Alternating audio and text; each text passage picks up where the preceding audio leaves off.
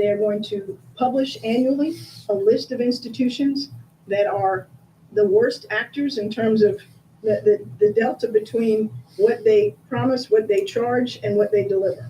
And finally, one last question. Is it possible for somebody to go out today and apply for a college loan knowing that it's going to be canceled? Or No. is there, what is the date by which somebody has? You had to, the loans that are eligible for relief were those that were up until June 30th of this year, June 30th of this year. 2022. Rob, I'm not gonna let you escape. No, he's not going to see it. I was like, who's gonna ask Ron a question? I know that there's some countries that have taken issue with some of the top line estimates we've seen from outside groups in terms of cost, not to mention kind of the direct impact on inflation and how things made that out. But if you can't even give a top line figure for if the uptake was everyone, how are you modeling this out, and what gives you certainty that even at 10th of a basis point, not very high?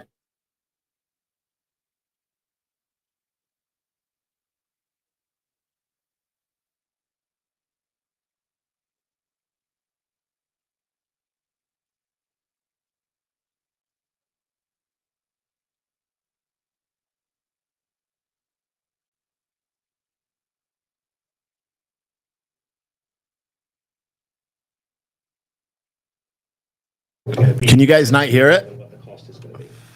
The second aspect is that, look, the student loan portfolio, there are different estimates about repayment rates and default rates. Right now, in the student loan portfolio, 16% of borrowers are in default. And if you look at the category of borrowers, there's millions of borrowers who are more than 7 years in default. The median amount of money that the Department of Education collects from those borrowers each year is $0. So even if those borrowers have a face value on their debt of $10,000, What the fuck is going on here? this plan wipes it out. It's not reasonable to say that the cost of that is $10,000 because we were not realistically going to collect anywhere close to $10,000 from it.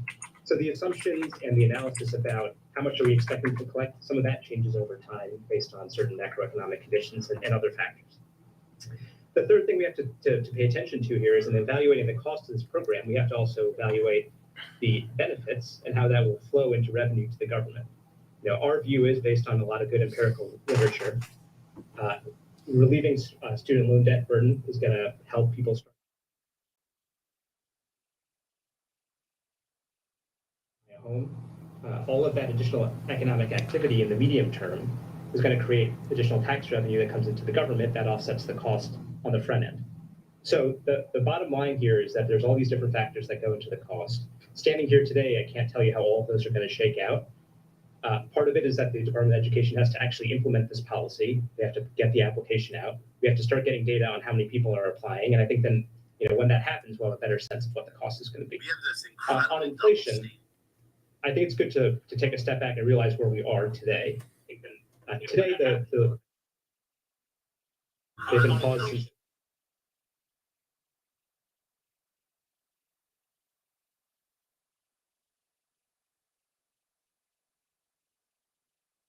right now. So it's picking it up from my microphone. Why? Oh my gosh. I got to fix this. Payments on January 1st, 2023. So it's picking it up from my what that means microphone. is that Why?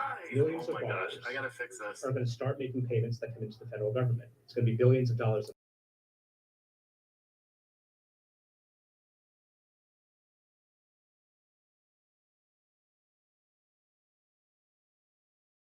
Largely offset each other. And we're not alone in thinking. Independent experts who've weighed in on this topic today have said the exact same thing. Mark Zandi at Moody's said that, Mike Konzel at the Roosevelt Institute, and others that we can point you to. So our view is that these two will largely offset one another. And in fact, according to some independent experts, it could actually be deflationary given all the money that's coming in after payments received. How are you modeling assumptions about repayment when the same macro effects in terms of whether or not people are going to be prepared to repay, whether they're going to be repaying immediately when it actually happens? Like, how can you make that assumption? You can't make assumptions about even the uptake. Sure. In the pre-pandemic, pre-pause era, each month the Department of Education would collect about $6 billion worth of payments from borrowers. Oh, you fucker. Actually making payments voluntarily. And so we're actually collecting about $2 billion in payments. So that delta between what we would normally collect and what we're collecting now is about $4 billion a month.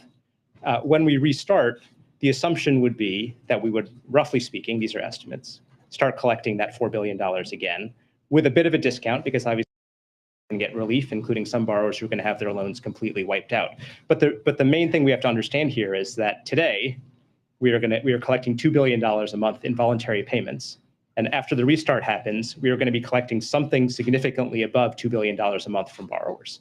And if you think about that at a very basic level, that's why there's that deflationary impact from the restart. Just a couple more.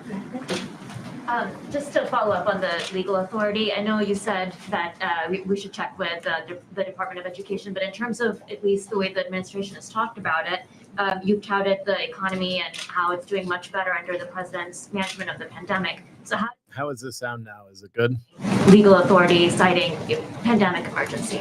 Yeah.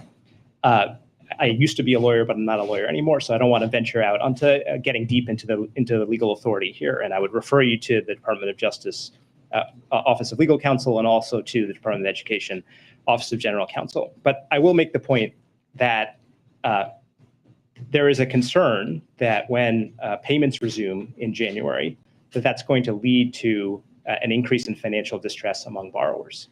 And so, for example, if you look at, there's a small subset of borrowers for particular reasons who are not subject to the payment pause. So they've been having to make their payments throughout the pandemic. And what you've seen is that those borrowers are in more financial distress. They've been having a harder time making payments on other debts that they owe and so on.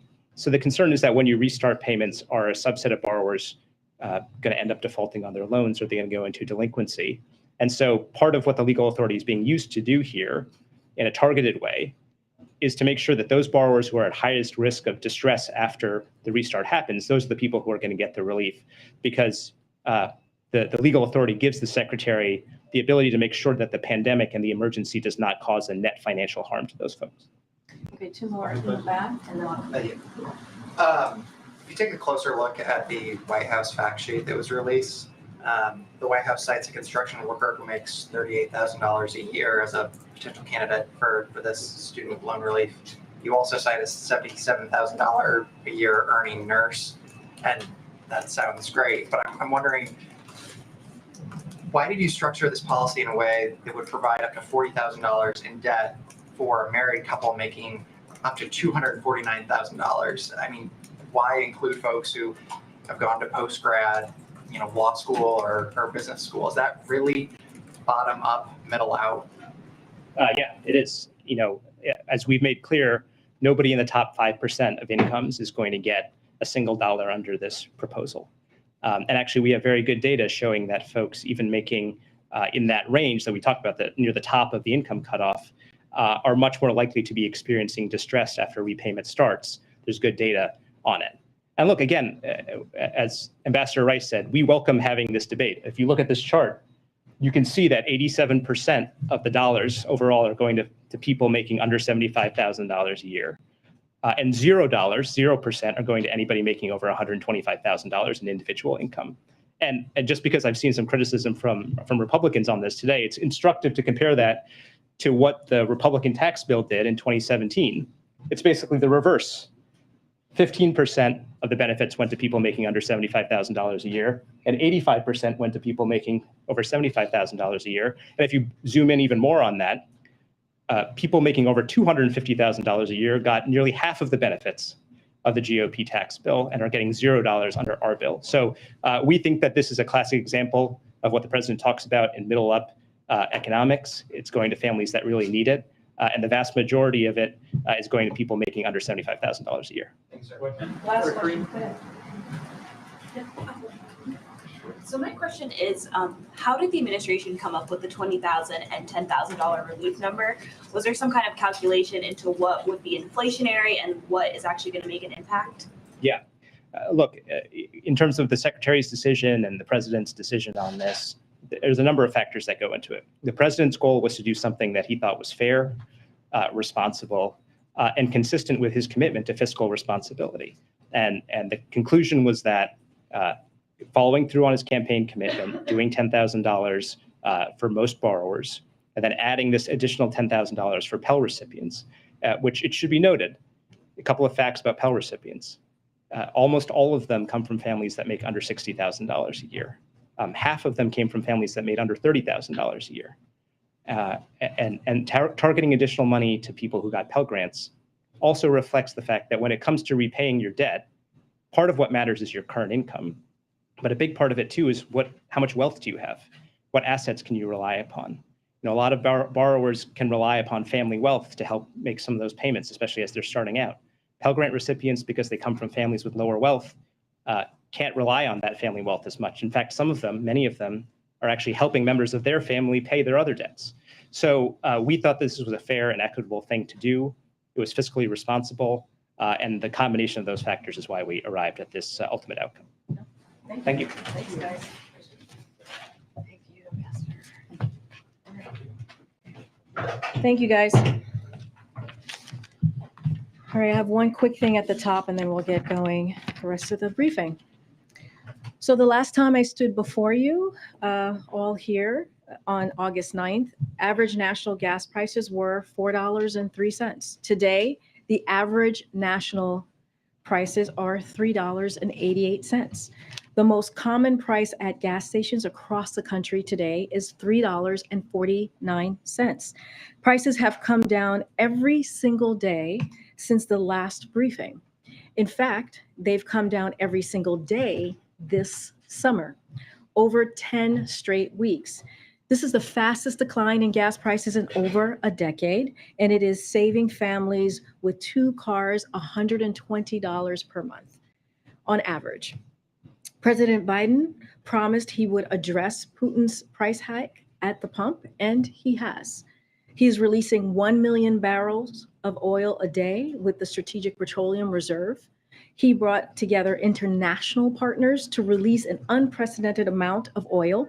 And under President Biden's leadership, U.S. oil production is up and on track to reach a record high.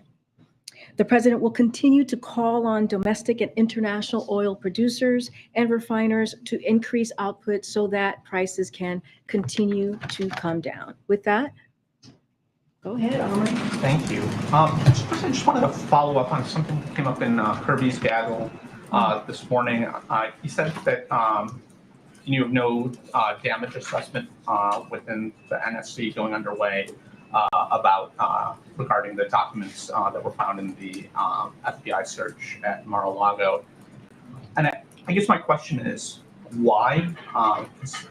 From my understanding, there is an intelligence directive that calls for there to be a damage assessment to be conducted when there's an actual or suspected breach of classified information. I understand not wanting to get involved in the Justice Department's investigation, but why isn't the administration assessing what potential damage may have come from these documents? Look, I'm just going to reiterate what you heard from my colleague. We're just not going to comment on any of the contents of the ongoing independent Justice Department investigation. Again, and you have heard this from me, you've heard this from others. When it comes to that, we would refer you to the Department of Justice. And I'm respectfully, I'm not asking you to comment on the Justice Department's investigation. I'm asking you whether there is an assessment going on to just understand just what if any damage has been done to protect American national security. Yeah, and I am answering your question. When it comes to any underlying materials or any contents of the ongoing investigation, we are just the independent Department of Justice investigation. We're just not going to comment on it. Follow up on that. And if I may, Utah just filed a lawsuit over the president's decision to reinstate the boundaries of the Bears Ears and Grand Staircase national monuments. So does the administration have any reaction to this lawsuit? No, I'm not going to comment on the lawsuit from here. Okay. Does the Biden White House believe it's ethical to raid the home of the top political opponent? I just wanted to ask about the airstrikes ordered by the president against Iranian-backed groups in Syria yesterday, and what impact, if any, that would have on Iranian nuclear negotiations. I'd like to ask a question, Yeah, please. so the Syria, all over? as you heard from Sitcom today, these strikes were a direct response to attacks on ongoing threats against U.S. forces. So we do not seek escalation, as you heard from Sitcom, but we remain prepared to respond to any ongoing threat. So I just want to say that at the top, we took this action because the president determined it was in our national security interest to do so.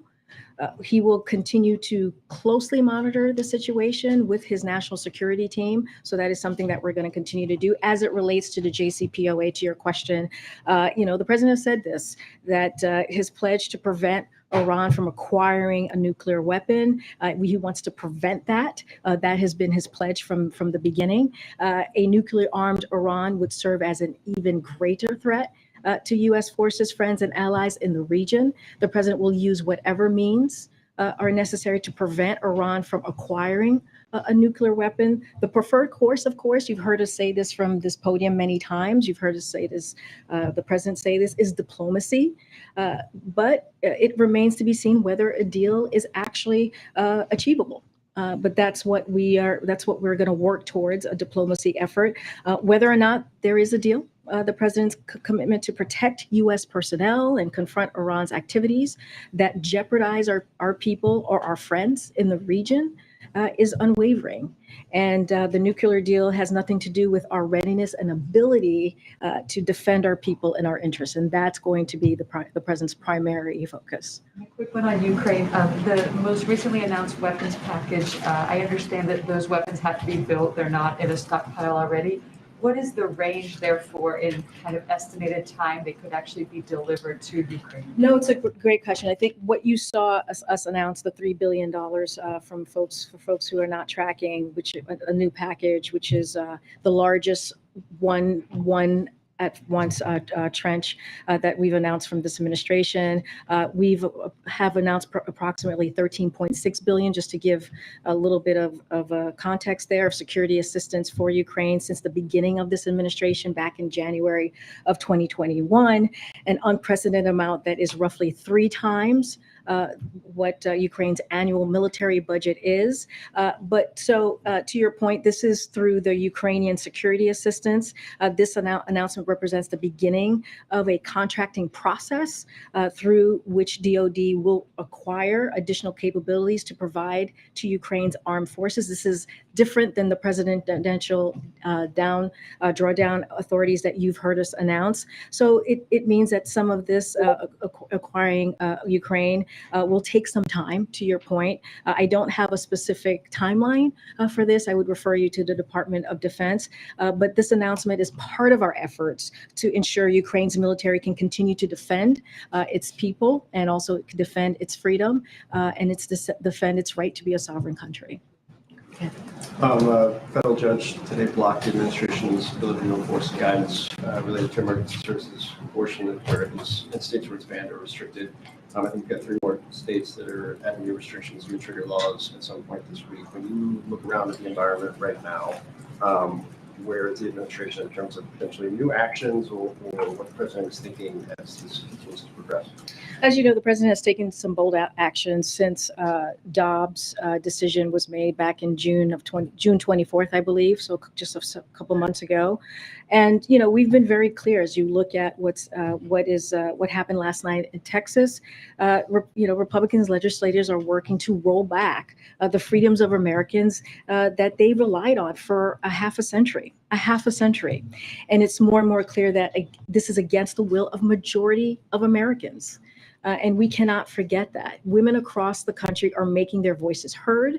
They're making their voices really loud and clear to reclaim the rights that were taken from them by the Supreme Court. And so here's the thing that we're doing, what the president is doing, and what congressional Democrats are doing is listening to women, to majority of Americans, and we're committed to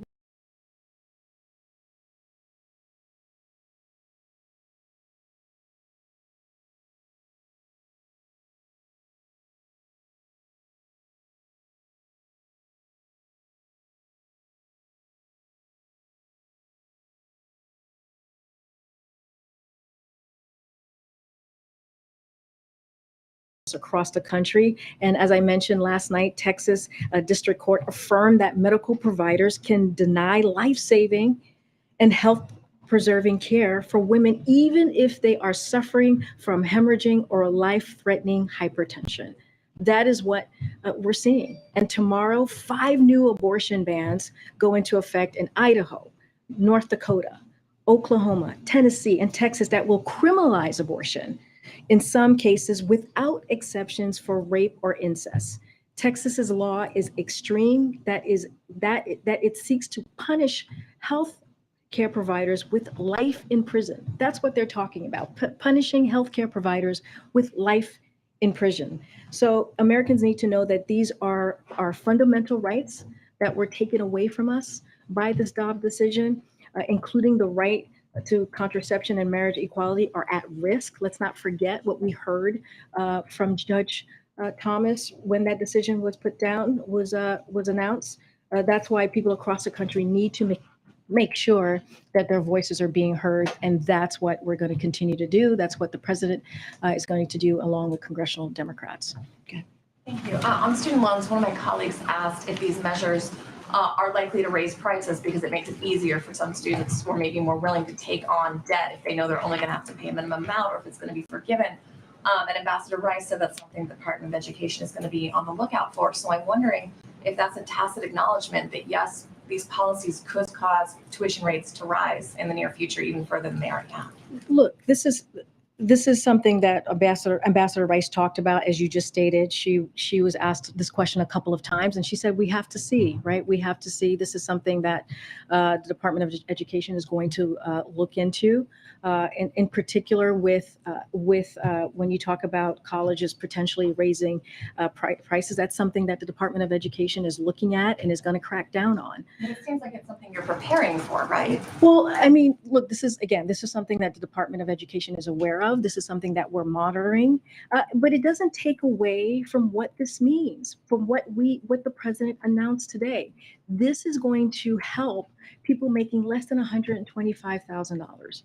That matters. This is going to help 90% of what the president announced, of this package that the president announced, is going to help Americans, middle-class Americans who are making less than $75,000 a year. This is giving those Americans a little bit of breathing room. Let's not forget what has happened the last couple of years. If you think about the pandemic, if you think about how people are still recovering from the pandemic, we're trying to make sure that people still have a little bit of breathing room, especially as the pause is going to be lifted, as the president announced, as you heard from the ambassador at the end of this year. So we want to make sure, again, that we are focused on the middle class, that we are focused on the economy, helping folks from the bottom up and the middle out. This has been part of the president's economic policy.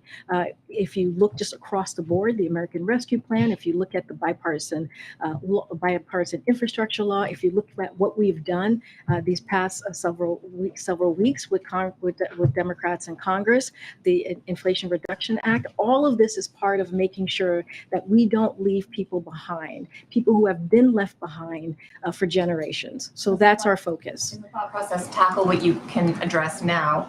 And if that causes college to be more expensive in the future, that's something you'll address later. Look, this is something that the Department of Education is going to be laser focused on, and make sure that we crack down on those particular issues that particular issue that you just brought up. But again, this is a big deal. What's happening? This is a big deal for so many Americans who go into debt. Because they're not able because they have to pay these loans. And so this, again, will give them a little bit more of breathing room, which is something that you hear from the president every time he talks about the economy and what his focus is on. Okay. On that note, though, I guess what prevents the cycle of debt from continuing, right? Because there will be students, no doubt, this coming year who are going to take on more loans. And I guess I'm still confused as to how the cycle of debt is really broken. I mean, when you think about, and this was in our fact sheets, which I think is really important to state, is how much relief this will provide to 43 million borrowers, including canceling full remaining balance for roughly 20 million borrowers. Like that matters. That matters to borrowers and that family. Who are in high school right now going in, it's sort of like no solutions for them. Well, look, I think what you're talking about the future. Is that what you're talking about? You're talking about, okay. Okay, well, here's the thing. There are things, the president plan also provides relief to future borrowers and current borrowers by cutting monthly payments for undergraduate loans in half. Like that is part of the plan. Yes, we talk about 10,000. Payment, not the principal, and that's what we're getting at, is it's actually making it easier for people to take on more debt. And there's nothing in this program that stops schools for, I mean, just anecdotally, my school raised tuition from the time I was a freshman to the time I was a senior. My scholarship didn't go with it. So then I had to take out private loans to cover that. And again, that is something that the Department of Education is closely looking at. That is what that is what the ambassador was saying, right? This is something when it comes to schools doing that, that is something that the Department of Education is going to crack down on. So again, we'll refer you to them. That is clearly something that we are monitoring and is important as well. Make a very good point. It is not lost on us. Again, Department of Education, I'm just going to repeat what the ambassador said, is looking into that. They're monitoring that. They're going to crack down on that and have a plan to do that. And so that is in their wheelhouse to deal with that particular issue. One more question, which is, I do know that there have been concerns that the plan could be struck down in courts in some ways. This is even something that the Democratic think tank Third Way came out saying. And my question is for you all, what preparation is there into thinking people will apply for this program and they could be stuck in some legal limbo? Well, look, and Ambassador Rice talked about this, that this is what the legal authority that we took is pretty much consistent with the HEROES Act, right? Which is what she talked about, which authorizes the Secretary of Education to take certain actions. He believes they are necessary to ensure borrowers not placed in a worse position financially due to a national emergency like the COVID-19 pandemic. So that is the act, that is the legal authority that was given to the Secretary of Education to do this. We are confident in that legal authority, and any other further specific questions on that, I would refer you to Department of Education.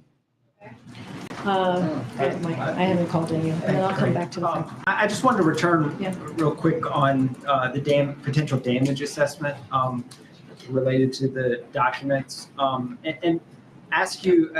I mean, it sounds like you're not commenting. Period. I mean, is that right, or are you? I'm trying to figure out like if there's a possibility that there is an assessment going on, you're just not willing to say it, or is there no assessment going on? So I cannot comment on it at all.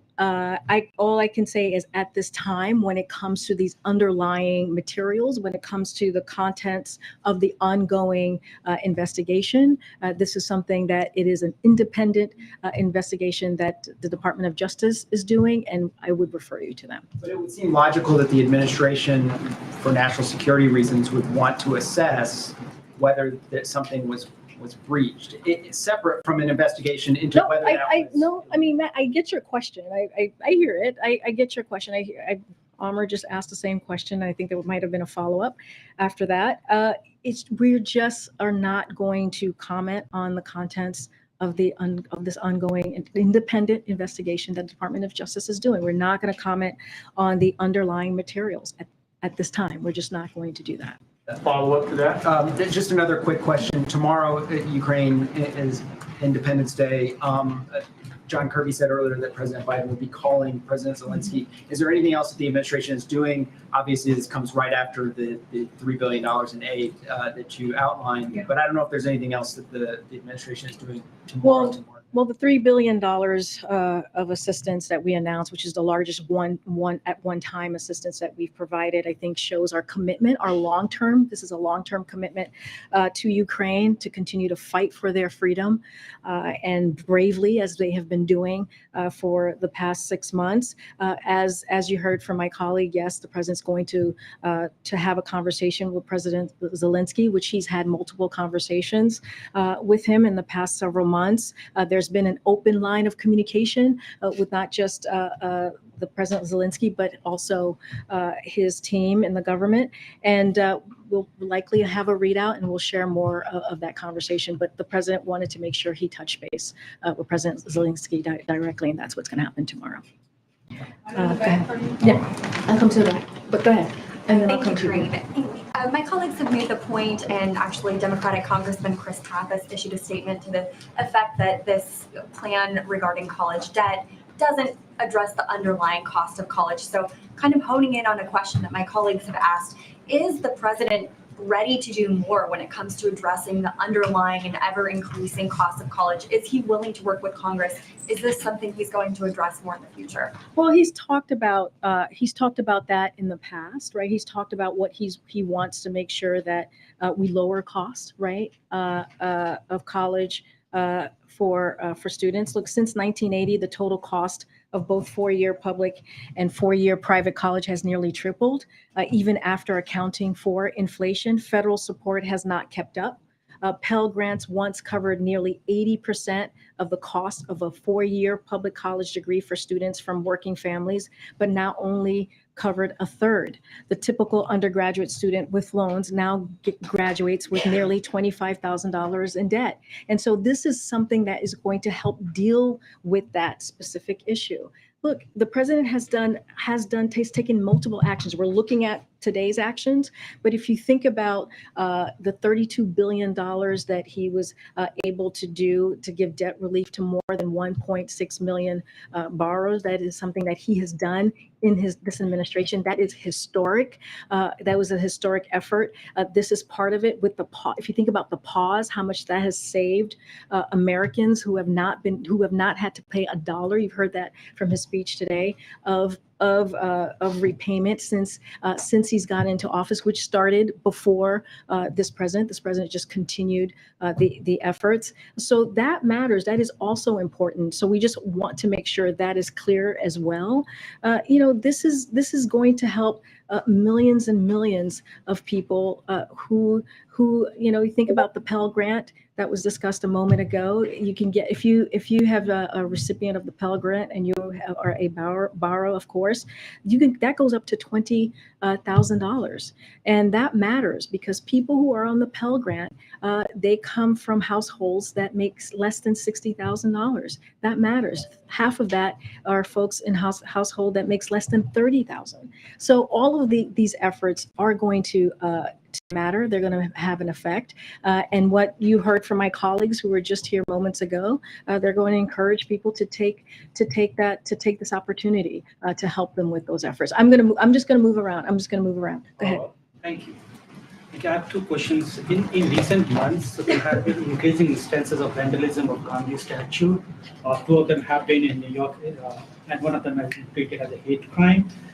Is the president aware about it? Because both the president and vice president have often quoted Mahatma Gandhi's quotes during their speeches, and they have said they are great fans of Mahatma Gandhi.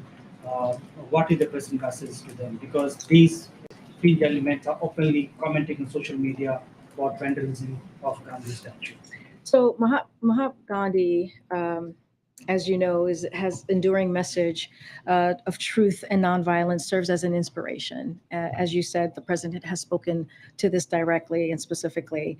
Any act of vandalism should be condemned in the strongest terms. I'll refer you to the local law enforcement for more on any investigation or actions that may be taken from their point of view. The United States is committed to ensuring the safety of security in Indian and other foreign counterparts. So we are something that we condemned any acts of violence. You've heard us say this many times before from this podium. And again, Mahatma Gandhi is an inspiration, and you've heard that directly from the president many times. One more question. In the aftermath of Russian invasion of Ukraine, a lot of people are saying that the India-US relationship is drifting apart. Do you believe that? So I think you asked me about the Indian independence, and we had a pretty strong response to how we see our relationship with India. It's indispensable. We see the partners as indispensable partners, and the U.S.-India strategic partnership is grounded in our shared commitment to the advancement of a free and open Indo-Pacific region. You've heard the president say this: the rule of law and the promotion of human freedom and dignity. We are confident in our relationship. And in the years ahead, we'll continue to stand together to defend the rules-based order, foster greater peace, prosperity, and security for our people, advance a free and open Indo-Pacific, and together address the challenges we face around the world together. So we see this as a commitment, as a continued partnership. Do you have differences with India on the issue of Ukraine? Look, we've been very clear on where we stand with Ukraine, and we just announced a $3 billion additional security assistance to the country to make sure that the people are continuing to fight for their freedom. We have been, it's not just us, you see that with our allies and partners. You see a very unified NATO and they are unified because of the leadership of this president. You're seeing that NATO is going to expand by 2 more countries. So this shows the strength and the West and how much we have come together in supporting Ukraine. And so we've been very clear on where we stand. It is important to make sure that when a country is fighting for their freedom, fighting for their democracy, for their sovereignty, that we support that. Okay. Thanks, Green. About the student loans, how can the country afford such a massive handout? Yeah, well, Ambassador Rice said that she's happy to have that discussion. I'm happy to have this discussion as well. Look, if you look at what this president has done, if you look at the end of this coming end of the fiscal year, $1.7 trillion that we have brought down the deficit. That matters. That matters. And if you look at the Inflation Reduction Act, it's going to add another $300 billion, is going to bring down the deficit again. And you might spend $300 to $900 billion extra. So you can do that and not. But here's the thing. Here's the thing. What we are trying to do here, we are doing this responsibly. You heard directly from the president. This is something that is going to be important for middle-class Americans. When you think about 90% of the folks who are going to actually benefit from this are making $75,000 or less, and you think about what Republicans did just a couple of years ago, they signed off on a $2 trillion $3 trillion tax cut for the wealthy and did not provide any way to pay for that. And that, again, here's what we have done. Here's a lot about how much it might cost, it might not cost. Who is paying for this? What we are saying is the work that this administration has done, the work that the Democrats in Congress has done is actually there. And you see that the 1.7 trillion deficit deduction that you see is going to benefit us in being able to do something for the middle class, to do something for the middle class. This is about doing something for people who make less than $125,000, $1.7 trillion.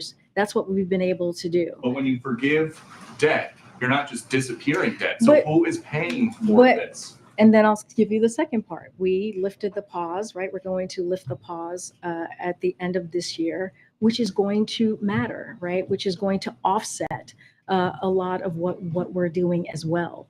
When you think about the $4 billion that's going to go back into as revenue back into this process of folks paying right their college tuition, that matters as well. So we are doing this in a smart way. We're doing this in a way that's going to be effective. We're doing in this a way that keeps to the president's promise on giving people who need some breathing room, who needs some breathing room. I just laid out for you. No, Peter, I just laid out for you how we're seeing this process and why this matters.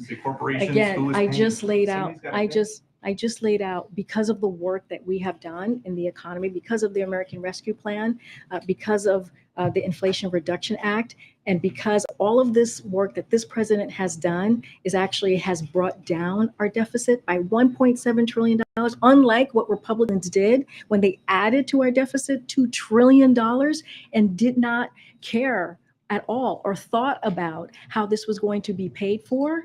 They did not actually put in a process or think about how we're going to do this in a smart way. This is not how this administration is doing it. Again, we are happy to continue to have this conversation, but I'm going to move around. Go ahead, April. I'm sorry, she said April. I'm Kareem. So what I need to find out, the school system for 2022, 2023 is already beginning to see cracks. School teachers, there's school teacher shortages in some states. There are attacks already on some kids who are in the LGBTQ community. There's a concern about crime. Is the president working with the Secretary of Education like he did on the student loan debt forgiveness to talk about trying to ensure the safety, the equity, and just the success of the 2022-2023 school year? Yeah, this is something that the secretary has talked about, Secretary Cardona specifically. He's been on a few networks and was asked recently, I believe this past Sunday, some Sunday shows, and asked about the upcoming school year, was asked about the teachers, was asked about the equity piece. If you think about the American Rescue Plan and you think about what that did, the billions of dollars that provided to make sure that school districts were able to rehire teachers, especially what we saw was happening with the pandemic, where teachers left the field, where we saw schools shut down because of the pandemic, and because of the work that this president did, because of the work that congressional Democrats did, we were able to get those schools open. Jurisdictions and school districts were able to hire teachers, and that matters. That is important. We're continuing. You've heard this from Secretary Cardona. He's going to continue to work with local governments, local schools, to make sure that the American Rescue Plan, the monies that are there to hire those teachers are being used. And so that's one piece, right? That's the teachers. And also, the president has put forth billions of dollars, more than $300 billion from the American Rescue Plan to make sure that there is safety, that communities were able to hire police officers to make sure that there was some protection, that they felt safe, had safe communities. So what about the piece, the attack on students who are in the LGBTQ community from telling them they can't come to school or not feeding them school lunches? Is that a rights issue as well? So first of all, we condemn that. You know this president. You know how this president feels about inequities, how he's been very clear about making sure that we protect young people, especially in the LGBTQ community. We have spoken out about that many times. This is something that Secretary Cardona is working with local schools, and he has talked about as well. So this is clearly an issue that we're monitoring. We'll continue to monitor, and we will continue to condemn those types of practices or behavior. I'm going to just go around to people I haven't called on yet. Go ahead, Dan. I agree. I have two questions. The state of California is scheduled tomorrow to say that you can't buy new gasoline cars starting in 2035. So what is the White House's reaction to that? Do you guys support that? Say that one more time. The state of California said after 2035, they're not going to let you buy new gasoline cars. That news is breaking tomorrow. Okay, so I have not seen that report, so I need to actually take a look, talk to our team, so we can provide you a more a clear, a clear response. So I don't want to get ahead of what the team might say on that. What do you say to Jason Furman, who was the chairman of the Council of Economic Advisors during the Obama White House? And he tweeted today. He and Larry Summers were, early, warning beacons on inflation last year. He tweeted, pouring roughly $500 billion of gasoline on the inflationary fire that is already burning is reckless. doing it while going beyond one campaign promise and breaking another is even worse. How do you respond to that criticism? You're talking about the student loan. Look, from your own party. Bharat kind of talked about this. The way we see it is a number of independent experts from Moody's analysts to the Economic Policy Institute agree that restarting student loan payments around the same time we provide targeted relief will not have any meaningful effect on inflation. That's because collecting more payments by ending the moratorium will mean borrowers will pull back on spending in other areas. It will have a deflationary effect. That's the way that experts have seen this as well. This will more than outweigh any limited positive wealth effect of targeted debt cancellation. That's why the Economic Policy Institute has said that claim that canceling debt is inflationary is profoundly off base. And the Roosevelt Institute has gone even further to say that a deal that cancels student debt and restarted payments would reduce inflation. Taken together, the actions the president announced today are not only economically responsible, they will provide real benefits to families. So we look at the other independent experts. This is also something to take into account as we talk about inflationary causes. Okay. I'm trying to think. Go ahead. Yeah, Nadia. I'm going to say on the student loans, American students pay higher fees in comparison to Western democracies by far, thousands of dollars. Most of Western European countries subsidize college fees. So why can't the administration negotiate with banks who makes billions of dollars in profit to make sure that student loans are interest-free or subsidized? I mean, most of us who are parents can barely send 1 or 2 kids to college in America. Look, the president himself put 3 kids through college, undergrad and graduate school. So he understands the burden of what having student debt can mean for a family, for an individual, which is why he took this action. Look, we see this action that we took today is going to be beneficial. It's going to help families. We went through the numbers that 90% of families that it's going to help out that's making less than $75,000 a year, that matters. That is a big percentage of folks that are going to get relief. And so this is one approach that we're taking. The president has taken other historic approaches when you look at, again, the $32 billion that he was able to cancel that debt for 1.6 million borrowers. That matters. We've not seen that. When you think about the historical Black colleges and universities, he has historically invested, provided $6 billion. No other president has done that amount before.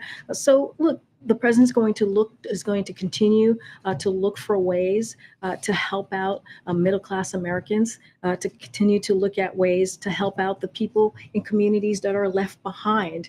But what we're going to focus on right now is on this particular announcement that were made. We are encouraging Americans out there, folks out there, borrowers, to take advantage of this and to see if they're eligible. And that's going to just be our focus for this time. Thanks.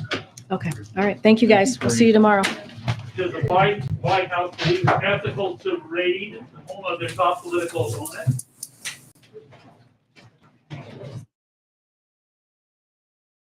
Well, we're fucked. There's no nice way to say it. Yep, we're all screwed. We're all doomed. Anyway, welcome to the show. I'm not even going to play an intro or anything. Well, let's talk about this stuff. This is insane in the membrane. Insane in the membrane. Let me remove this thing. I'm trying something different. I was going to use a whole different software to do this show today, but I couldn't get it to work. So I went to a backup just because I wanted to be able to take different comments like this and throw it in the chat, which is something that I could have done the hard way, but I chose to do it the easy way. I can't leave anyway, even if I was done. I can't leave because I'm waiting on FedEx to get here with all the shirts for the August boxes because I ran out of shirts. And so I double overnighted them and 7 boxes of shirts and sweatshirts. I printed up. You can kind of see some. There's some over there, and then there's more over there. But yeah, oh man, crazy stuff. So what does this mean? You know, I've noticed one thing about Karine Jean-Pierre. I've noticed one thing. She does a really good job at not answering any questions the entire time she's speaking, which is exactly what was transpiring today. She wasn't answering any questions while she was speaking. You know, we heard Peter Doocy with Fox News try to say, well, who's going to pay for this? Because common sense says, well, someone's got to pay for it, right? Because that money has already been loaned out from the government or government subsidized, whatever. It's been loaned out from the government, right? So who's going to pay for it? Does anyone know? Ding, ding, ding, you. you are paying for it, which is outrageous because this administration it's almost like, you know, you got to like school kids sometimes to be like, you know, money doesn't grow on trees. And kids are always like, yeah, money does grow on trees, Dad. Nope, it actually doesn't. It does not grow on trees. This administration doesn't seem to understand that concept because what are they doing? They're giving away all of our money. And here's the thing. It's not even money we have. It's, you know, our kids in the future. Of course, we're all going to pay for it. Of course, they're going to pretend like we're not. Of course, we all know that. But they're not going to tell you that because, you know, if she came out right then or any of the you know, secretaries or anybody before came out and said, yeah, this burden is going to be passed on to the taxpayers, everybody, even the people that are getting their debts forgiven, they're still going to have to do it. So one thing, and I was wrong before because I didn't realize what they were qualifying as the Pell Grant. So what they're doing is $10,000 to anybody that receives student loans, I believe, right? And then $10,000 or $20,000 to anyone that receives Pell Grants. Pell Grants are something you get if you're under a certain amount of income, right? So in $20,000 in student loan debt for Pell Grant recipients, that's a huge dent in there. But again, that money has to come from somewhere. So it's going to come from everybody. It's not going to come from the people that have already, well, yeah, it is. It's literally everyone's going to pay for it. You know, I was almost going to say it's not going to come from the people that have already paid off their student loans. No, they don't get a tax break. They get to pay for other people's student loans.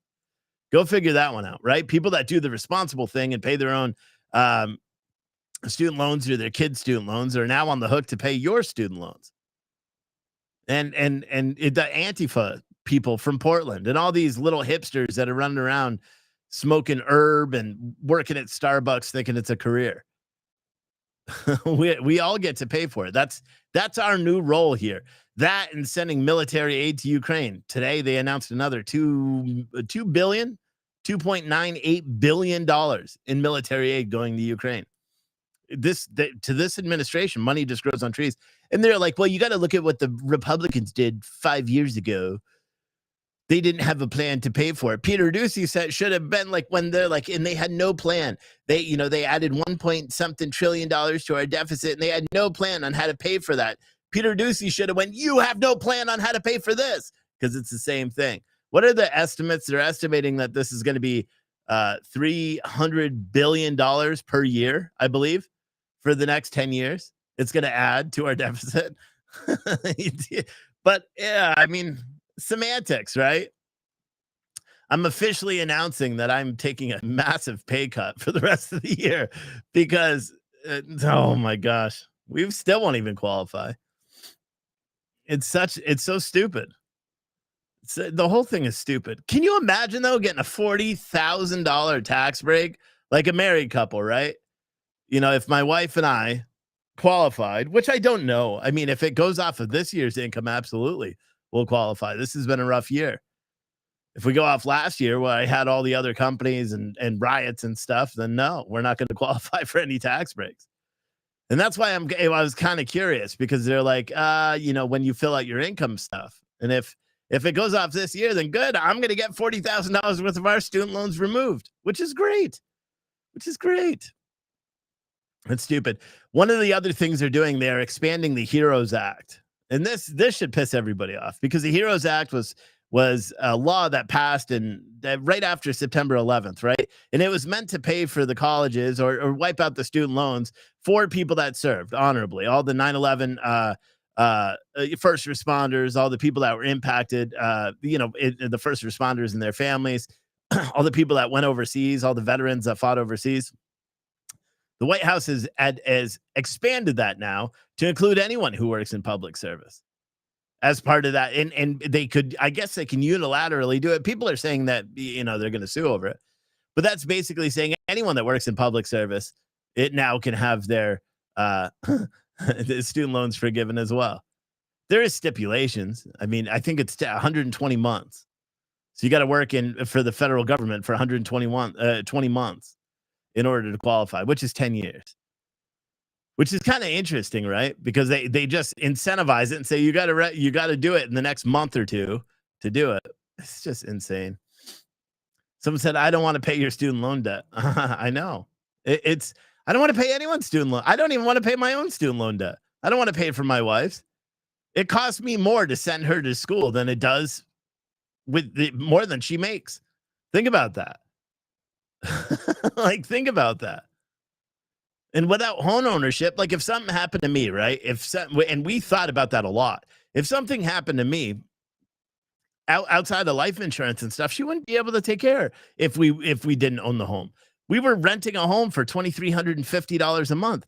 Her paycheck, after all the deductions and taxes and health benefits and all that crap, it was barely that.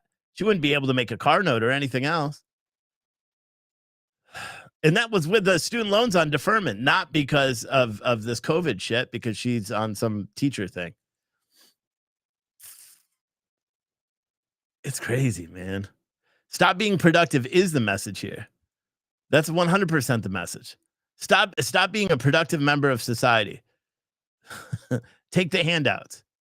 And there's people on social media right now that are being like, you forgave $900 billion worth of COVID aid. 200 billion or 300 billion, which is what this is going to cost per year, is nothing. They're saying they need to do better. I don't understand why. And I was thinking about this today, and I know it's like a position of the leftists, right? You know what I mean? It's a position of the left to have free college. Sorry, I was reading a comment. But college sucks anyway. It's worthless. So, my advice to people is don't go to a trade school or something like that. Learn a trade. You're going to be happier in the long run. But I would rather pay the $10,000 than have it forgiven. And to be honest, I was a Pell Grant recipient. When I went to school, my family didn't have any money. I was in foster care and all that stuff. So I qualified for Pell Grants and all that. But on the income level, if they go off last year's income, and see, I don't know what it is. Is it it's 125 per member or two? See, that's the thing. Because if it's 125,000 per year, or is it married? Or you know what I mean? Is it one or the other? Because doesn't that mean a spouse could essentially make 160,000, and then the other person could make I don't know, 50,000, and then they wouldn't qualify, or would the person that, or they would qualify, or the person that's making $160,000 a year would have to pay off the student loans while the wife is forgiven. You know what I mean? I don't know. It's just very odd. It's very odd. The whole thing is stupid. It's all stupid, and we're all gonna have to go and pay for it. There's nothing else we could do. Someone said it's $20,000 for a couple capped. So yeah, so if it's like married, filing jointly on your tax returns or something. I don't know, man. We're so screwed. Just people don't understand the damage. Everyone's going to be celebrating this too. That's what Joe Biden's doing. That's why they want to answer any questions. Someone said, what about all the people that already paid off all their student loans? Are they getting anything? And the answer is no, they're not. Oh, so to be a productive member of society, you don't get anything. Got it. Someone said the Pell Grants were just grants that didn't have to be paid back. Yeah, that's what screwed me over in the beginning. Because I was like, wait, what does this mean? Because the only way you would have to pay back a Pell Grant is if you drop out of school, or if you collect too much student aid and then they have a surplus. That's the only time you have to pay the Pell Grants back. So I was really confused by that. But now it's anybody that received a Pell Grant will qualify to have $20,000 in debt reduction, which is, I mean, I don't even know. Sometimes I'm left speechless, and I'm speechless right now. Because what else do you say about what's happening every single day? What more could I possibly say that's going to make this seem acceptable? You know what I mean? That's what do I say? Yeah, yep, we're going to have to pay more in taxes. Shit, you already do. Their inflation bill plan, right? Their inflation reduction plan. No one that makes less than $400,000 is going to have to pay a penny more in taxes, which is a flat out lie. Because what happens when you tax a higher income people? They want to recoup that money. They charge more for the product or service they're selling. Therefore, you're going to pay more on it. And that's just inflation. But let's say you're buying a pair of sneakers that prior to the Biden administration cost $100, and now because Biden sucks butthole, now the pair of sneakers cost $170. Guess what also goes up besides that price of the shoes? The price you pay in taxes. You know what I mean? Because tax is a fixed percentage of your sale. It's crazy. It's so crazy. Someone said I worked 2 jobs and my son worked to pay for his college. Yeah, I mean, think about that too. Because that's something that's kind of crazy. Think about the people that work, take out the grants and everything, work full-time throughout school. I worked full-time when I went to college. I had no choice. I didn't have rich family or anything like that. So I worked full-time in a hospital, doing what I had to do to survive. Now, because I'm fortunate, after going through all those struggles, right? Because so if say I was single, right? Because apparently from what everyone's saying in the chat, I'm good. I'm going to get you guys are going to be paying my student loans, apparently. I mean, is there a way we can opt out? Why? It's so stupid. It's so stupid. It really is. It truly is. It's one of the stupider things that has happened. And they don't answer any questions. They just sit there and be like, well, the Republicans did this 5 years ago, as if that's some sort of answer for why you guys are fucking up America.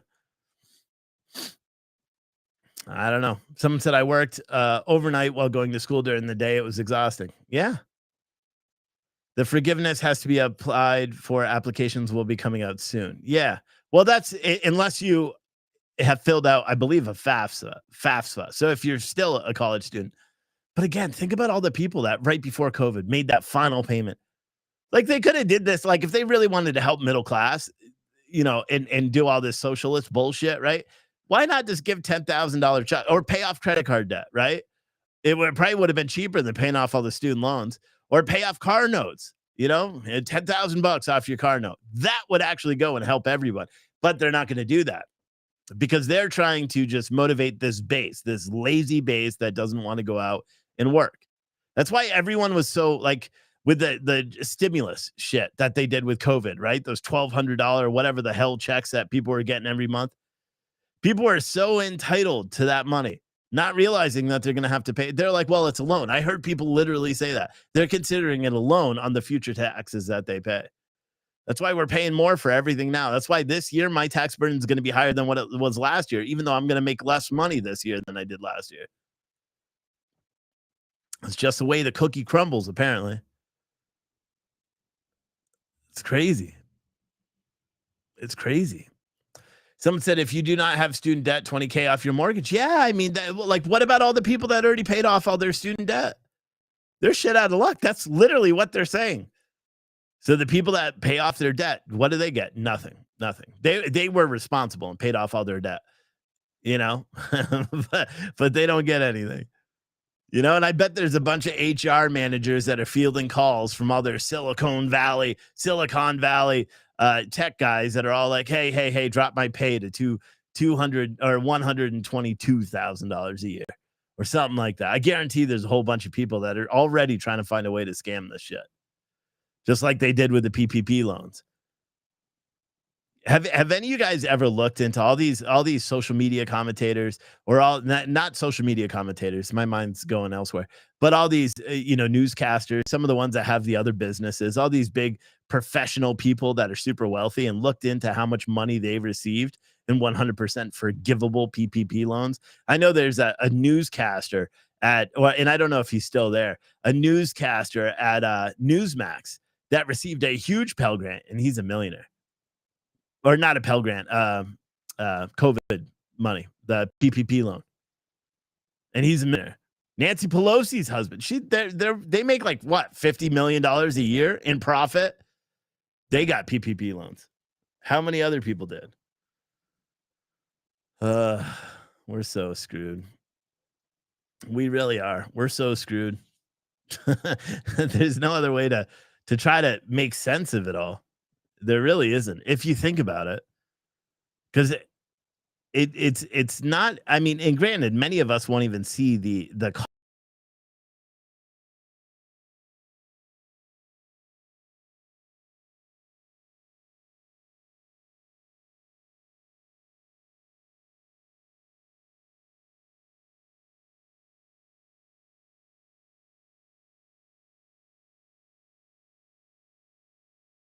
I did. No. Let's see. Did it fix it? I don't know. I'm using a different software. Did it cut it? I don't know. Yeah. The whole thing is just crazy, man. This whole thing, everything about it is crazy. Did something get touched? No. There's something going on with this internet. It's been flickering. That's why we were cutting out, because now I am running it off of this computer instead of running off. I could run it off that one, but it's too late. Man, something's crazy. Someone said the Amish farmer was selling grass-fed beef. The FDA doesn't like that. Yeah. See, and I know about the Amish story. People wrote that to us like a month or two ago, well before anybody else published it. I looked into it, and we didn't write a story on it because, well, the USDA raided their Amish farm because they weren't following USDA guidelines. The USDA wanted to inspect the meat that they were selling. That's from what I can understand. And they were selling meat. People have to comply. I have to, on my French vanilla coffee, I have to say, I forgot what it has to say. But there's something that's really, really small on the front. You may not have seen it.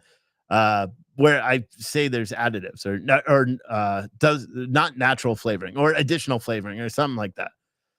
We have to, for the USDA, we have to put it on there because obviously French vanilla, there are no French vanilla coffee beans. You have to roast them to make them French vanilla. So you have to put a disclaimer in order to be compliant. And maybe there was more to the Amish story, but that's what I heard. Or when someone sent it to me, the feds raiding this Amish farm, I was like, okay, there's more to this story. And then I found out that this guy's, was feeding, selling his meat in what they're calling a co-op, but he was selling all the meat. And if you're selling all the meat, and someone said people got sick as well, and that's why the USDA came in to investigate, and that's why the USDA is there. That's one of the purposes, and to regulate and do all the horrible stuff that they do. But that's just one of the main points. But they can do deer though, because it isn't sold by USDA farms. Someone said religious freedom, free enterprise, so the FDA gets a cut. I don't know if it even has to do with money. It's they wanted the cattle, the beef. They wanted oversight. They wanted it to comply with the guidelines that they've set forth. You know what I mean? And I mean, sometimes it's cost of doing business. I got to pay taxes. I don't want to pay taxes. I have to go by the end of the month and pay my annual taxes a year in advance for this stupid town. It's just what they make you do. I don't want to do it. I don't want to take the 5 minutes to go over there and do it. But we have to do stuff to comply, to own businesses, to survive. There's, when you're selling food, and the food is potentially getting sick or people sick, then, I mean, you have to answer for that, right? Do people disagree with that? I don't know why you would. Someone said only one person died. Can a farmer kill a few people without asking questions? No. And I don't know the whole thing about the story. The only thing I saw is that it was a non-story for us because someone was committing what seemed to be a crime. And not just that, the USDA warned him several times before. They sent out investigators before. They did all that stuff before, and he said he wasn't selling the meat. And then it turned out he was. They said he was bartering, which would have been fine, but he wasn't bartering. He was selling it. And that's what the issue was with that Amish farm.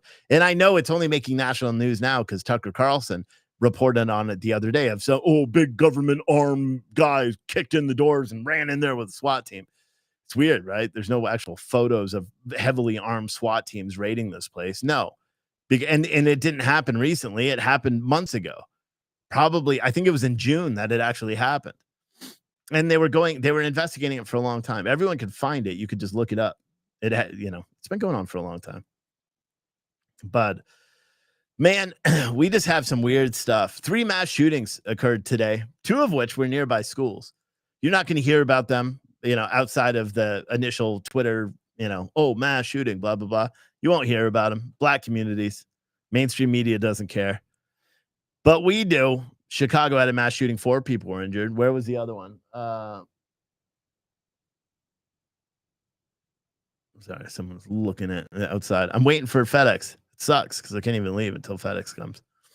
But yeah, mass shooting in Chicago, 4 people injured. Mass shooting in DC today, 2 people killed, 4 others injured. Mass shooting in Baltimore City, 1 person was killed, 6 others injured. Those are 3 mass shootings. Insane in the membrane. The stuff coming out of Chicago is so fluid that they kept having, it was like later on they upgraded to 3 and then upgraded to 4. Someone else has a Graves wound. It's crazy, man. It's crazy. So much. I mean, and that's every day in America too. Mainstream media only talks about when it's, when it has actual white supremacist condemnation, whatever. When it's connected to white supremacy, or they can try to connect it to white supremacy, or there's white victims. It's the only time they'll report on it. If the shooter's black, they're not going to talk about it. If the victims are black, they're not going to talk about it. They have a pattern of doing that. You know what I mean? And we're not going to hear any gun control talk with these mass shootings too. You would think that they would try, especially the leftist morons, they would try to talk about gun control and how they have to, do all that, but they can't. They can't do that. Someone said, Steve, why would you want to leave? Yeah, because I get up at 4:30 in the morning now. I was in the office before 6 o'clock. Didn't you guys notice? Like everyone who placed coffee orders yesterday got your shipping notices at like 6 o'clock this morning. Yeah, because I was packing your orders at 6 o'clock in the morning. Got them all out. French vanilla's on back order, as I said. But we're waiting, and I'm waiting for these boxes of the shirts so I could finish printing all these shirts for the August boxes, because those are now going to be late. They're supposed to ship by tomorrow, but FedEx has 7 boxes of shirts and sweatshirts for me, and it says out for delivery, but I have no idea. But yep, we send lots of we send out coffee a lot. I want to give a shout out too as well. Let's see if I've got your name on this box. Kim, we got your patches today, Kim. Check out this. Kim sent a ton of patches.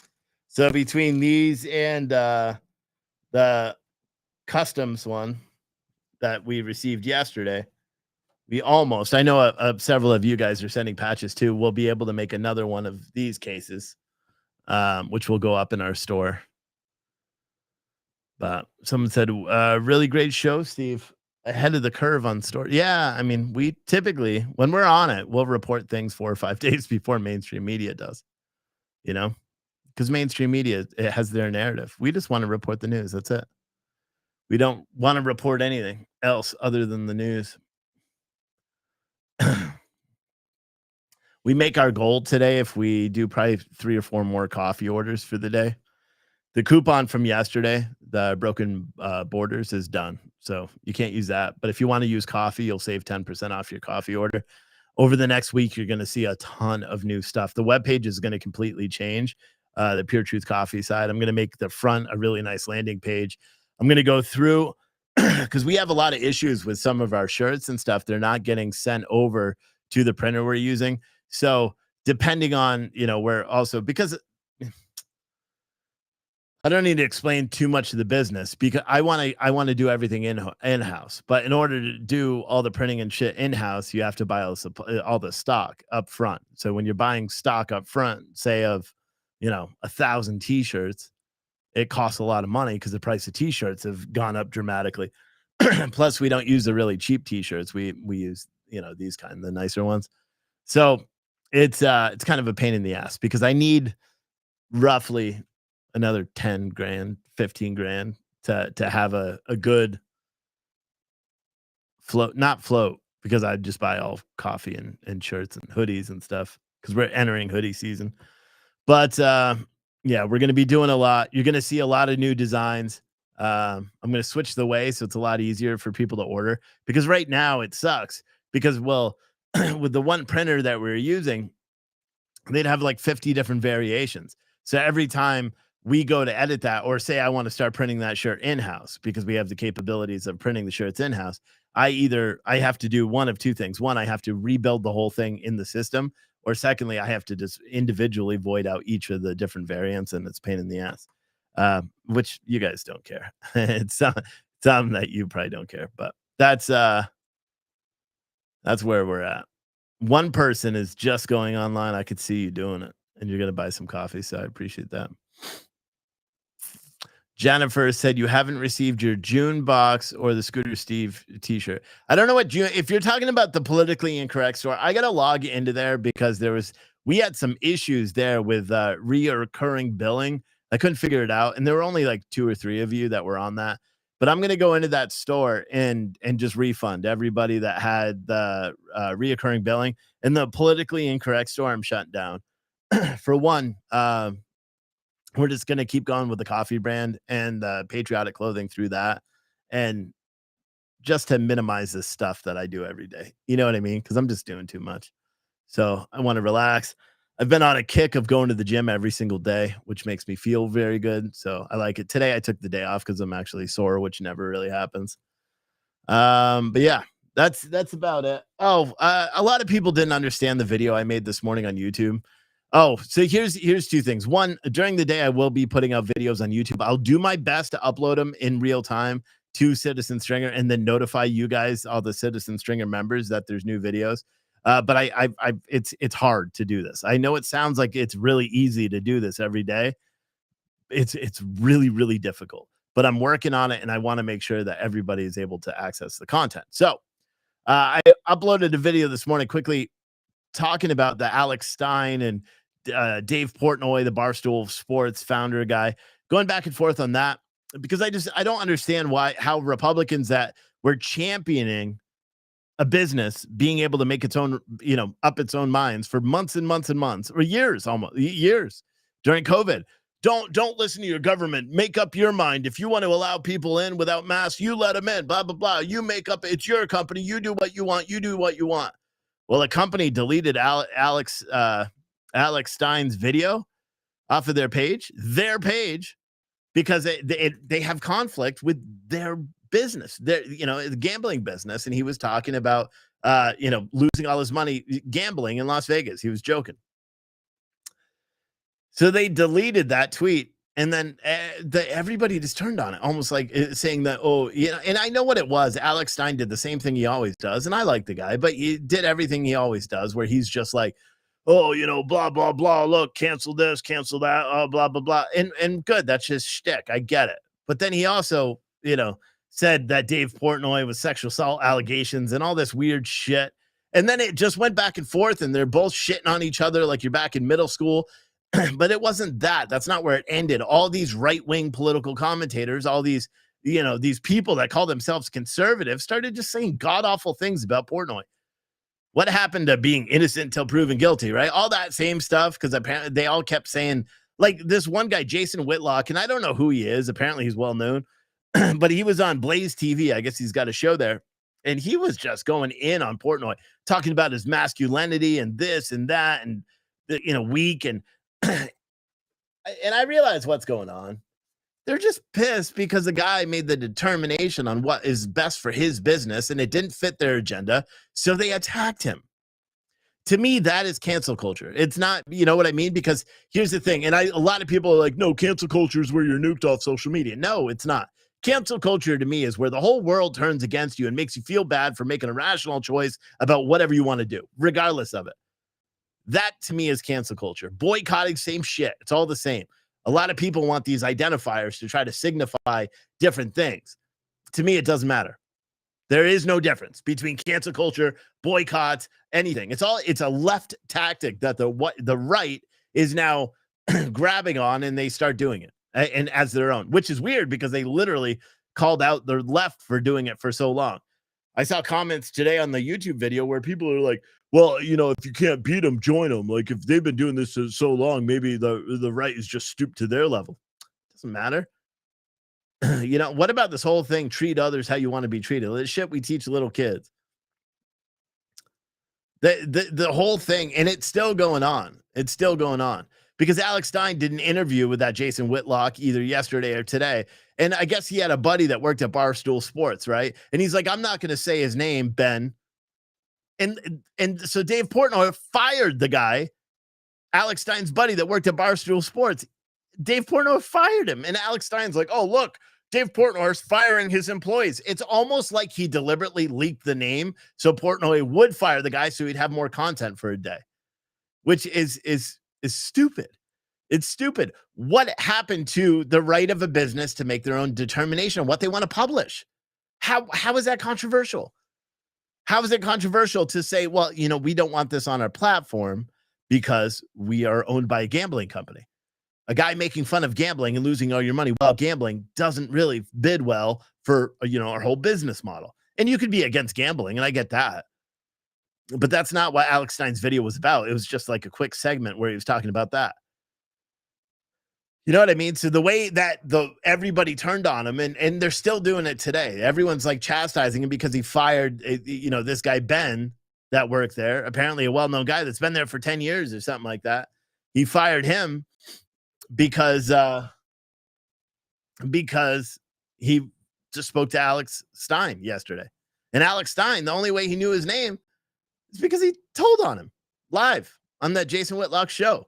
Literally said, he's like, I don't want to put him on blast or anything, but I was talking to Ben. I heard that right away, and I'm like, holy shit, this dude's gonna get fired right away. And then lo and behold, a couple hours later, boom, tweets out that he got fired. You know, and it's just sad. It's sad because that's what the right does, you know, and they just fight back and forth. Some people every day, it's like heroin. Yeah, I guess. I mean, what else are you gonna do? I mean, Alex Stein is just funny. Like the guy, and I'm not I am kind of criticizing him for keeping this shit going. But then again, I mean, this is kind of his shtick, right? This is what he does. He pushes the buttons. And it got him, what's he got? 250,000 followers now? The guy's fucking famous for going out and pushing buttons at city council meetings and things like that. He's a good guy, and he has good values. I just think he messed up. And then, of course, Dave Portnoy is a fucking ass. So, of course, he's going to be rude to him. Of course, he's going to be like, I want this to be his demise or something like that about Alex Stein, which is why all the people on the right started attacking Portnoy. But then again, half of the people that do this are very big on the social media thing where it's part of their business, you know, just attack people. Say something funny while attacking someone. You may get that one new follower. That person may buy one more shirt. That person may buy your cup of branded coffee from a company in Utah that you have a $10 markup on because you can't get like actual roasted prices. You know what I mean? All those people that do it. And it sucks. You know, and I don't like it because it takes away from the actual news. It takes away from going out there and actually reporting things accurately. You know what I mean? Someone said it's all about content. Yeah, it is all about content, it's sad because what happened to not being hypocritical? Because that's what they're doing. They're being hypocrites, you know, and there's no other way to pretend like they're not. They're being hypocrites. Every single person. And you could say, oh, we're not trying to cancel them. I don't give a shit if you're trying not to or not. That's your effect. Because here's the thing. If you write one thing, right, and one person's like, I'm going to cancel my membership to that guy, you are canceling him. And canceling to me is the same thing as I mean, here's the brass tacks of the whole situation right now. A guy made an editorial decision about what he posts on his website, right?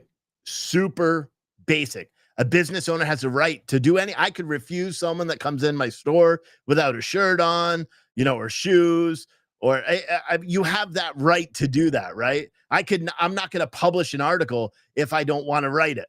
You know what I mean? Or if there's a tweet that, say, April, she's got access to the accounts. If she was to tweet something I didn't like, I could delete that tweet. You know what I mean? That's my right as a business owner. I own the fucking company. I could do that. I have that right. What people are doing when you attack someone for exercising that right is you are telling them how to conduct their business. You are telling, in this effect, what they can and can't say.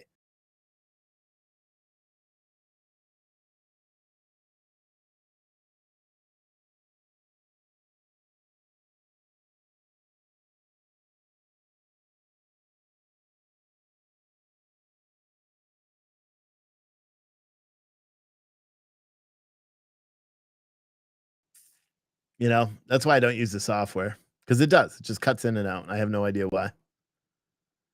But now it's live. So it's very peculiar how that happens. Hopefully it said the whole thing. Hopefully I said the whole thing. Someone said, as a free, rational American, we have the freedom to boycott or cancel. Yeah, but why? Why? You know what I mean? These are the same people that, chastise companies for, I guarantee I could look back and find, clips of every single one of these people that are criticizing Barstool for taking down that post. I guarantee I could find them saying that they're criticizing, criticizing businesses that decided to close or criticizing businesses that stayed open. It's the same thing. It's just, you're trying to exert because apparently to them, and maybe it's more. Maybe it's because Portnoy was an ass to Stein and Stein was an ass back. And maybe it's more. I'm looking at it on a really small level and saying this whole thing could have been avoided if people realize that someone has a right to make an editorial decision and delete something or keep it up if they want it. That's where, it is, but I think a lot of people. Someone said, do I as a consumer have the right to decide what to spend my money on? Yeah, but do you see what I'm saying? Or is everyone just too bland to understand what I'm saying? I think it's pretty clear. When you're attacking someone for making a determination of what they do with their business, it's like me going into a bar, right? And saying, I want a glass of wine. And they're like, well, we don't sell wine. Say, I want wine anyway. Go get me wine. Go to the store and get me wine. I want wine. Or it's like saying, it's like a business that sells cheeseburgers, right? And then they run out of hamburgers because Biden sucks and you can't find any cows anymore, during COVID and all that stuff. And so they have to take the burgers off of the menu. And so you write a scathing review because they can't afford burgers or something. Do you know what I mean? And even that would have more understanding. I would have more understanding towards that scenario than this. It's basically like, here's the thing. Like if I switch Citizen Stringer tomorrow to a fucking soap channel where we review soap operas, people would be pissed about it. People would write about it. That ultimately it would be my right. I could do whatever I want with that channel. Do you know what I'm saying?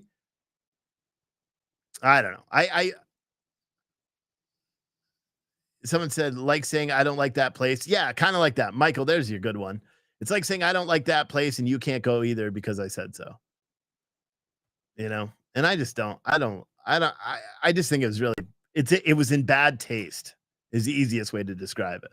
And a lot of people just they took offense to me saying canceling. And canceling, the art of canceling is exactly what is happening with Barstool right now. And I know maybe other people disagree with that because they think canceling is like telling people not to go buy shit there and nobody's doing that. No, that's not, to me, that's not canceling.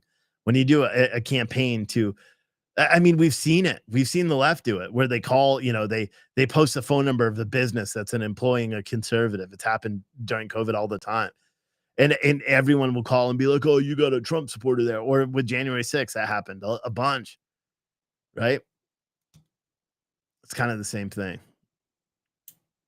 Does that make sense?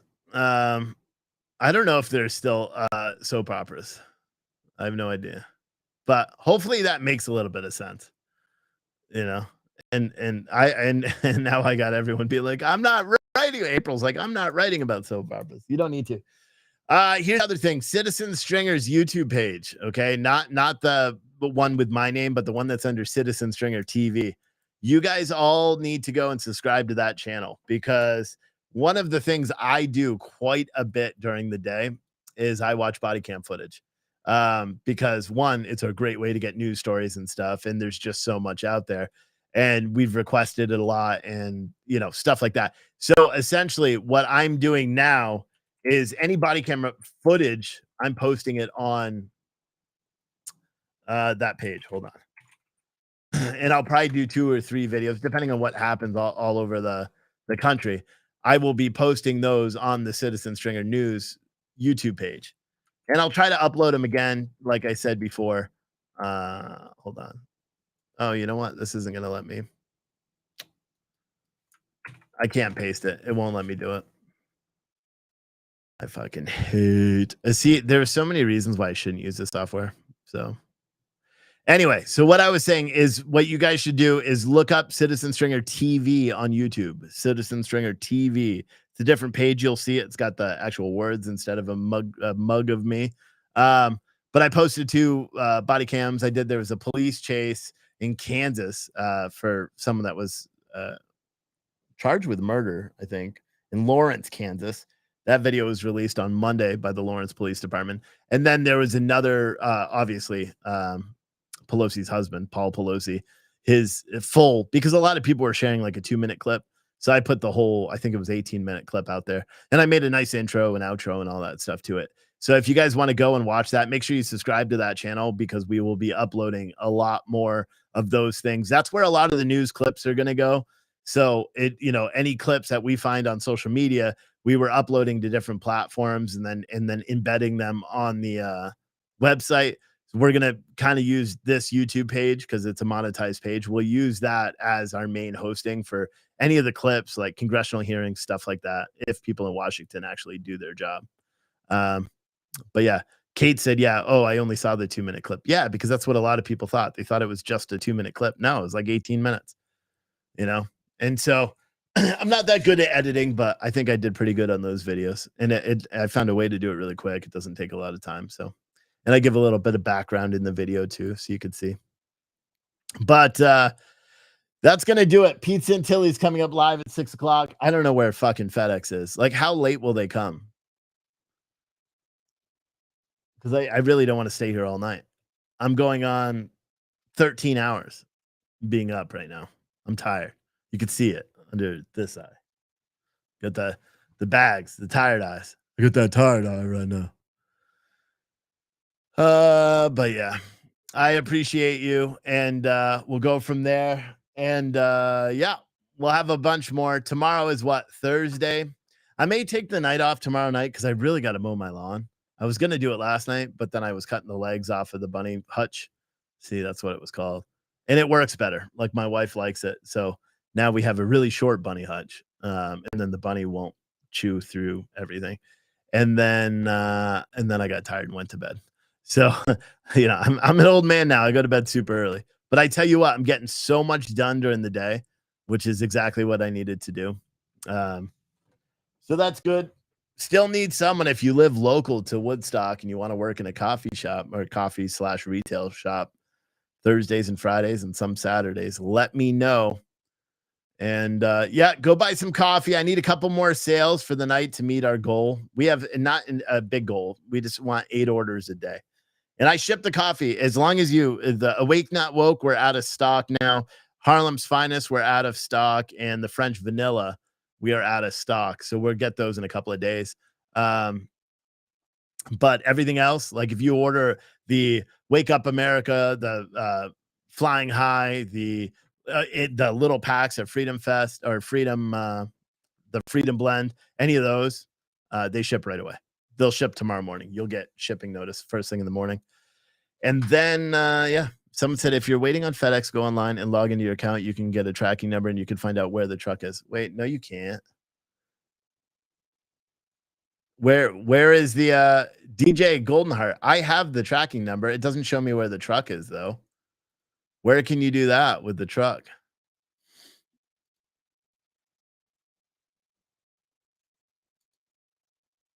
Where can you do that with the truck? Here, hold on. So now you got me curious. Now I'm going to do that. Yeah, I'm blanking, though. I couldn't even remember the shirt company we bought all the blanks from.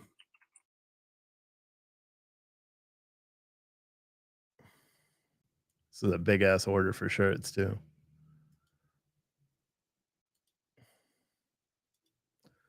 Because the last it says it's out for delivery, 7 boxes. It says by end of day. And that's it. It just says by today, end of day. It's been on the FedEx delivery truck since 4 o'clock this morning. Let me go back to the chat and see. It used to show exactly where the truck was at. I don't know how do you see it anymore. I used to follow the truck around town like a little GPS. No, that would be nice. But yeah, no, I can't see it. So I just got to assume they've gotten here as late as 6 o'clock before. I hope it doesn't take. Do I have a FedEx account? I don't have a FedEx account.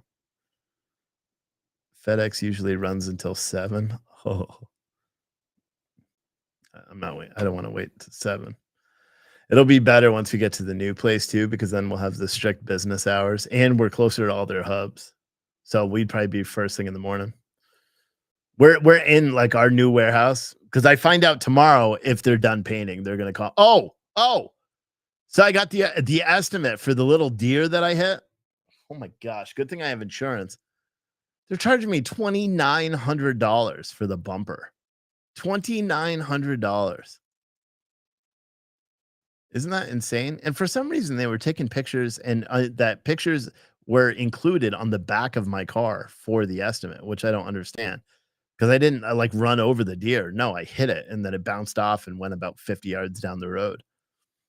$2,900 though, because they got to replace all the bumper. I didn't think it was going to be that much, but $2,900 for it.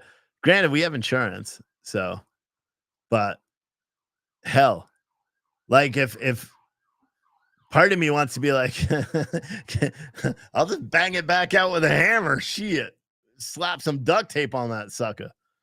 No, but someone said I had over 3,000 or 7,000 for a rear bumper and muffler when I got barely rear-ended a while back.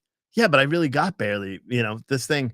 I mean, it did break the bumper. Like the clips and everything on the bumper were all broken. The tank for the windshield wiper fluid that cracked, so that leaked everything out. It did break a lot of stuff, but I'm just surprised that it was that expensive. Like I could show you pictures if I was logged into Geico. I could show you the pictures of it, and you'd be like $2,900 for that. But apparently, it's because it broke all the tabs that the bumper clips into the rest of it, and so they have to replace the entire bumper. It's not something that you can buff out because apparently all those tabs. He's like, if it was one tab, we could like weld it or something, but because it was all of them. And pieces of my car flew off when I was driving it to the collision place. So like the piece that goes over the rear well or the tire well, that flew off somewhere. So that all has to be replaced and all that stuff. But I don't know. I'm just surprised. I'm surprised at how expensive it was. Come on, FedEx. But at any rate, I'm going to go for the night. Pizza and Tilly is coming up live on Citizen Stringer. I'm just going to switch over to his feed. It should be kicked on live. And then I am going to take the day off tomorrow night. So I won't be doing a show, but I will probably,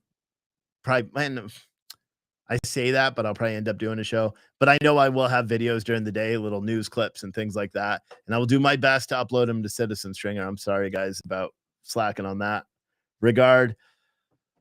Need 4 more orders in Citizen or on Pure Truth Coffee tonight. 4 more orders if you can. If you don't have coffee, do it.